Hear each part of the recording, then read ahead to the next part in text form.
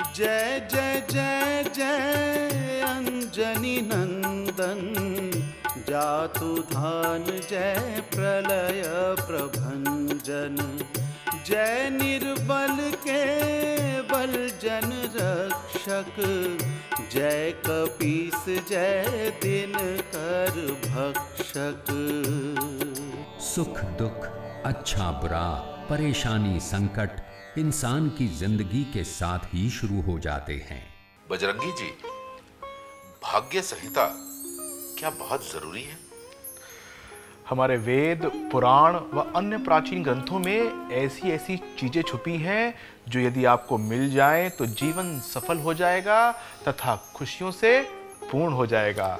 कहाँ मिलेंगी ऐसी चीजें? भाग्य संहिता में आपके जीवन में आने वाले वर्षों की सूक्ष्म जानकारी तथा सबसे बड़ी बात वो उपाय जिससे जीवन में आने वाली परेशानियां काफी हद तक नगण्य हो जाएंगी, ये छुपी होती हैं।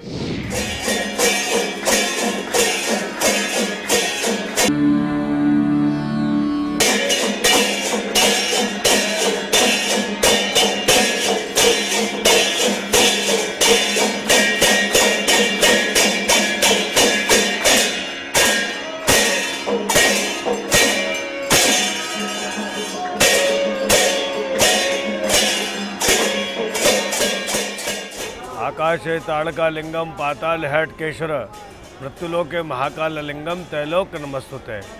जिस तरह से हम हमारे घर का एक मालिक होता है, उसी तरह से सर्वस्त्र ब्रह्मांड में 3 खंड में विभक्त है, आकाश, पाताल और पृथ्वी। आकाश के अंदर ताड़केश्वर भगवान वहाँ के अधिपति मालिक है, पाताल के अंदर हाटकेश्वर भगवान वहाँ के अधिपति मालिक है, और मृत्युलोक के अंदर भगवान महाकालेश्वर जी अधिष्ठाता और इस पृथ्वी के मालिक हैं। इस मनुष्य लोक के अंदर हर मनुष्य को अपने अपने भाग्य की चिंता रहती है। भाग्य संहिता पुस्तक अगर मनुष्य जीवन में आदमी अपने कार्य क्षेत्र में इसका अध्ययन करके इसके अनुरूप चलने का प्रयास करेगा तो भगवान महाकालेश्वर जी उसके सर्व मनोरथ और उसके सर्व कार्य सिद्ध करेंगे।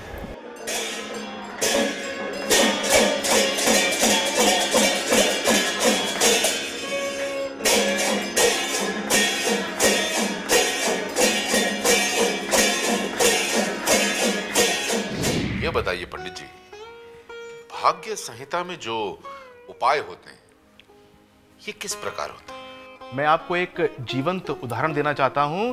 मेरे हाथ में ये भाग्य संहिता है और ये एक व्यक्ति की है।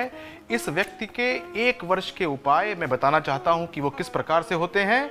सबसे पहले उस वर्ष में उस व्यक्ति के साथ क्या क्या होने वाला है ये सब मैंने इसके अंदर लिखा हुआ है, और उसके पश्चात मैंने लिखा है कि उसको अपना साल किस प्रकार से शुरू करना है। जैसे कि इस व्यक्ति की 27 जनवरी को उसको एक पूजा करनी है जो कि सूर्य भगवान की है। क्यों करनी है उसको पूजा? क्योंकि सूर्य उसकी राशि के अंदर अच्छे प्रकार से बैठा हुआ नहीं है और उसके ऊपर राहु की दृष्टि पड़ती है। तो सूर्य को हमको मजबूत करना है क्योंकि सूर्य इसकी कुंडली में नवेश है, यानी कि भाग्य विधाता है। इसके पश्चात मैं देखता हूं कि इस कुंडली के अंदर फरवरी के महीने के अंदर उसको कुछ ऐसे पाठ करने हैं जो कि बहुत जरूरी हैं, और वो पाठ किसके हैं? शुक्र के हैं, यानी कि शुक्र के मंत्रों का उच्चारण करना है। मंत्रों का उच्चारण ही क्यों करना है? वो इसलिए करना है क्योंकि शुक्र जो है वो वायु तत्व राशि के अंदर है और मंत्रों से ही उसको हम बलिष्ठ कर सकते हैं। इसके पश्चात मैं बताता हूं और क्या करना चाहिए। अप्रैल के महीने के अंदर इस व्यक्ति को लहसुनियों का दान करना है, क्योंकि अंतरदशा के अंदर केतु लग जाएगा और केतु को ठीक करने के लिए इनको लहसुनियों का दान करना अति आवश्यक है। तो एक छोटा सा परिचय मैंने दिया है, कितने सहज उपाय हैं, परंतु यदि आप इनको करते हैं अपनी भाग्य संहिता के हिसाब से तो आपका जीवन बहुत उन्नत हो जाएगा। क्या अपनी भाग्य संहिता अपने पास रखने मात्र से सारे कष्ट दूर हो सकते हैं?